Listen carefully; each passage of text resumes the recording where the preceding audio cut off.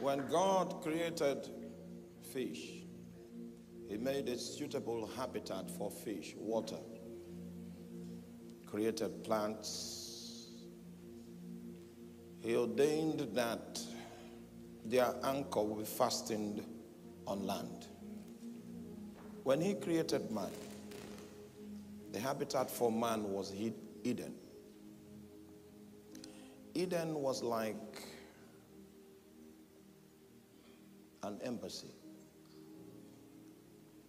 Eden was like a temple. Eden was like a place in the natural where you could interface with the supernatural. It was like a borderline between the invisible and the visible. And the High Commissioner of the earth, that is designed to manage the affairs of the earth, was domiciled right in Eden. That was supposed to be his administrative headquarters, where he functions from.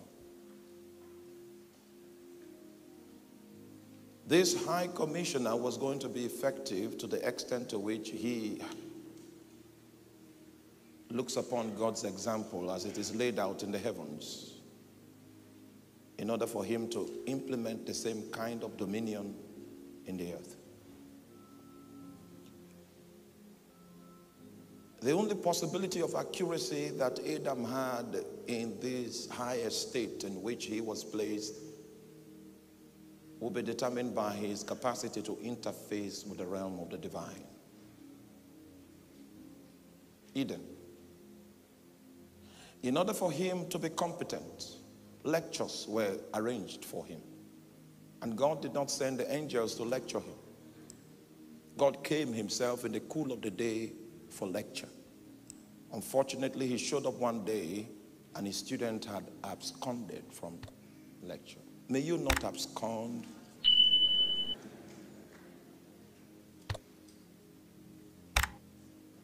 Came to instruct him. Because the preoccupation of man was to be a miniature manifestation of God upon the face of the earth. The extent to which his life was going to be in accurate conformity with God was the degree to which he interfaced. There's no way I look at Eden. I look at the environment that God created for the first man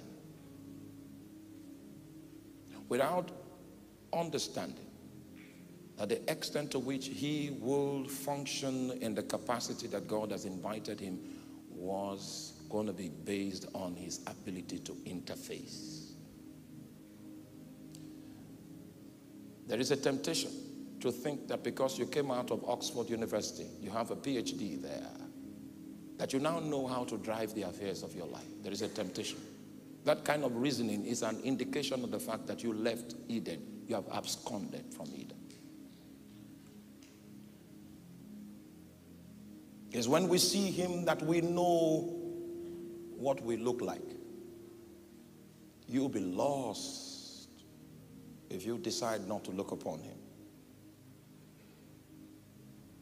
So what happened to us just now as we journeyed in prayer and in worship was that we arrived at Eden. Because Eden is not a location, it's an environment. It's an environment that can be created in your bedroom.